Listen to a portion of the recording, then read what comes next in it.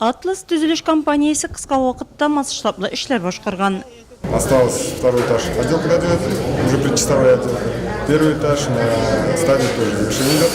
Остается полы и в основном потолки. Все остальное уже на стадии. Объектта эш кайный Алмаз Әхмәтшин районның җаваплы хезмәтләре җитәкчеләре белән берлектә район мәдәният йортында эшнең барышы белән танышты.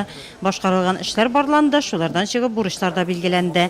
Алар нигездә коммуникацияләр тоташтыру, территорияны төзекләндерүгә аерым игътибар бирелде. Устройство. Вы мне говорите, начали. Ничего не начали. Бүген көндә объектта 50 кеше хезмәт куя. Беренче карашка 2 катта да эш бара. Идәнгә плита җәелә, электр линиясе сузыла, монтаж эшләре дәвам итә.